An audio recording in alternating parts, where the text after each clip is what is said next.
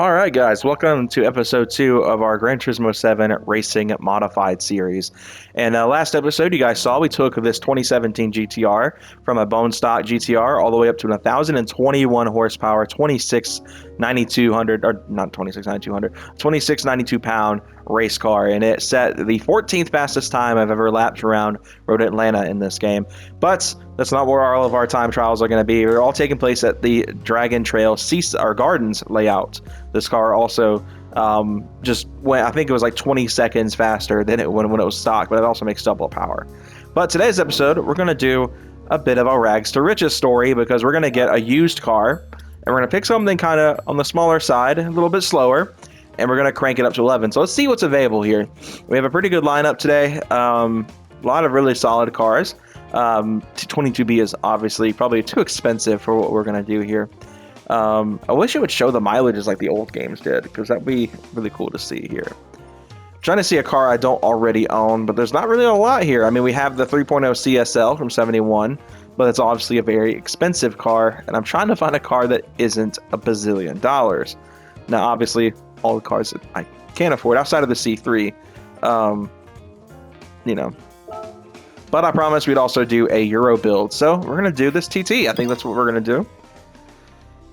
Obviously, the 1.8T is probably the more common to find affordable, but I only have the 3.2 in this game, which I'm not mad about. You guys know me. I'm a VR6 fanboy. It's kind of my thing. We're going to go to the maintenance thing first. We'll check up on everything. And then looks to be in good shape. Oil's in good shape. Everything looks like it's okay. This 50,000 mile engine is about to be a rocket ship. So, well, as much as a rocket ship is they'll allow the TT to be in this game. As I already have one of these, and it's honestly kind of slow. But we're going to go to Dragon Trail or Gardens. I keep wanting to say Seaside because I'm used to going there. And we'll check out what a stock TT can do. So, as you guys saw, the GTR in the last episode did a 128 in its modified form and a 148 in its stock form. I don't expect this to be anywhere near those two. For those who didn't watch the last episode, I am playing on a Thrustmaster T300 RS, so you might hear my paddles. This headset's really old and it's very sensitive, so you might hear my paddles clicking as we go through this. Oh, this is a factory DSG car too. What? I don't think we got the DSG and the 3.2s here in the States. I could be wrong on that though. I'm not as familiar with the TTs like I am the Golfs. Let's see, do I need to go in the third? Oh, it's back end kicked out. That's weird. It's a very front biased setup on this car. Of course, this is the Haldex Quattro system in this car.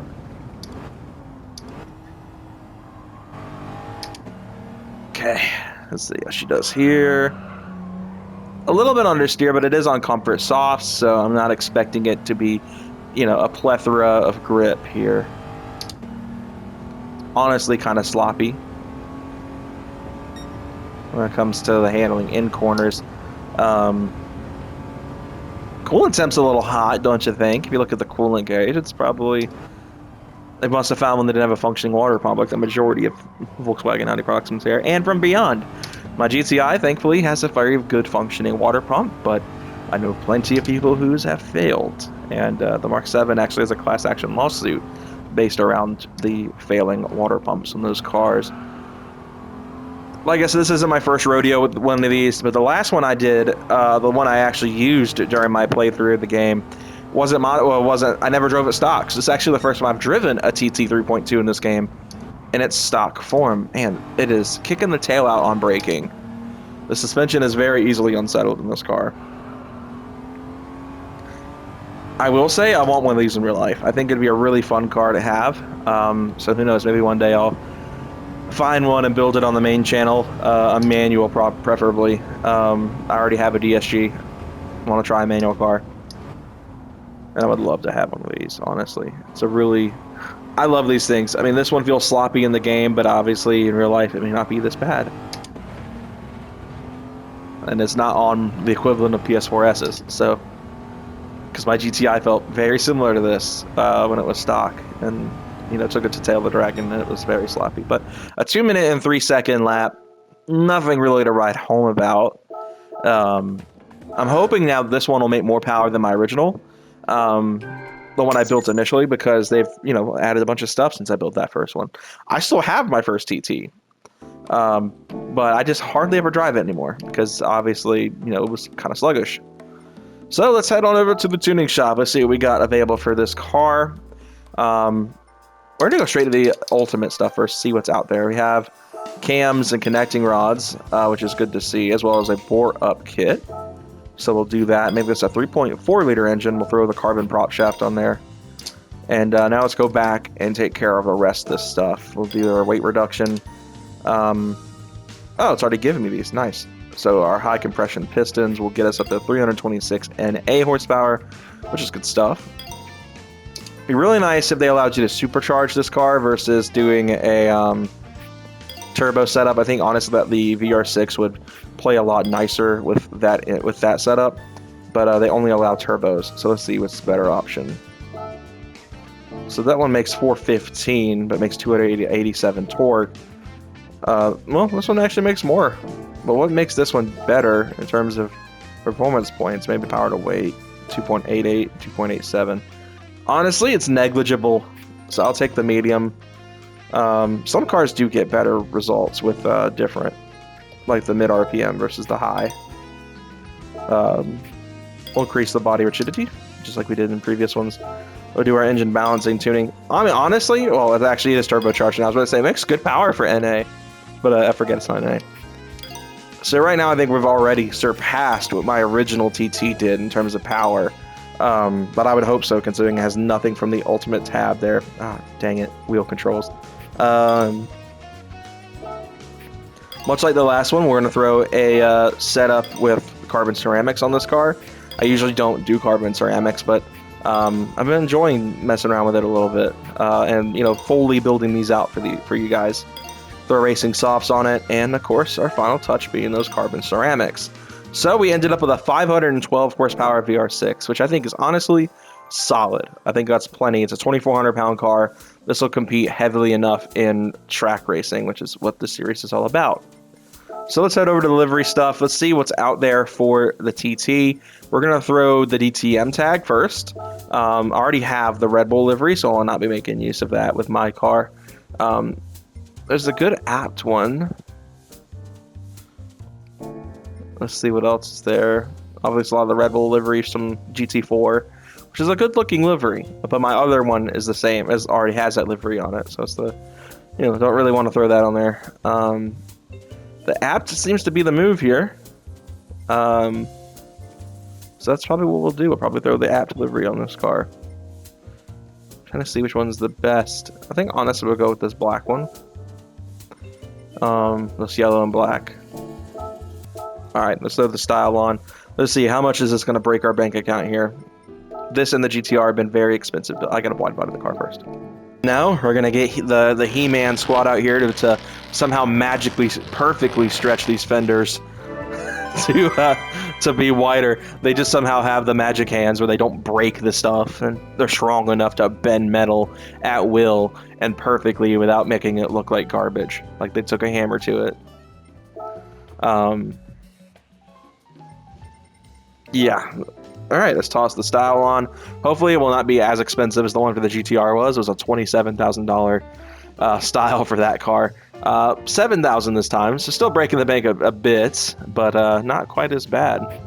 Those OZ wheels are probably the biggest offender there, but the car looks really good, honestly. It's a pretty good looking livery. Let's see what all we can change. Doesn't look like there's any rear options anyway, so that's fine.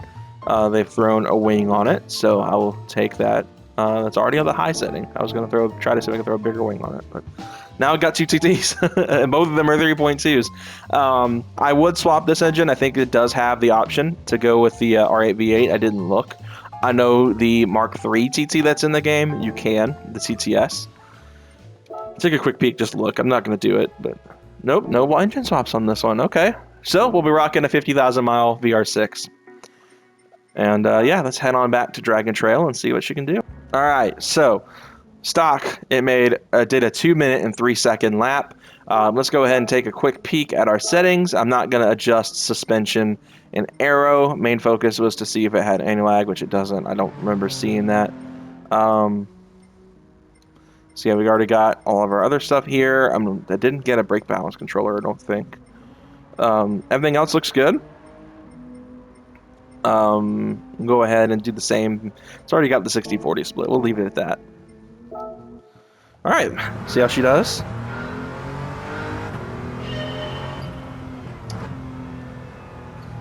I mean, it already feels a million times better. It's not kicking the rear end out on her braking. I do wish I had a cage option. That would look honestly really good in this car. It's our red line. It's 80, like 8,500.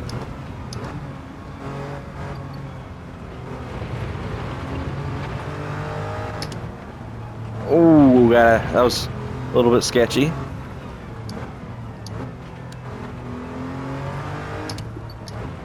Honestly, I expect this to be near the GTR's stock time. Caught that sausage curve a little bit. Those things are so dangerous. Especially in like formula cars. They don't really have good suspension that's meant to absorb that kind of stuff.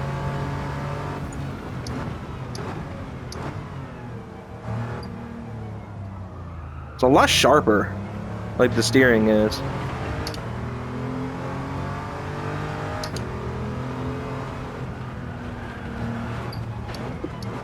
That was close.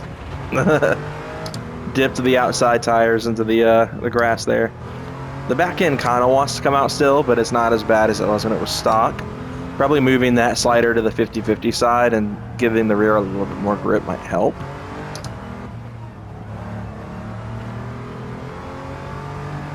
Almost at full throttle. This feels significantly better than it was.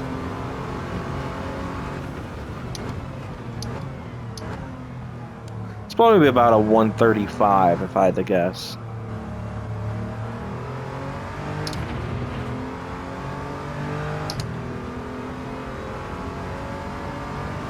Wasn't too far off.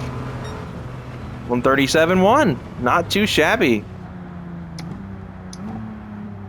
It's 10 seconds faster than a stock GTR. It's a good looking car too.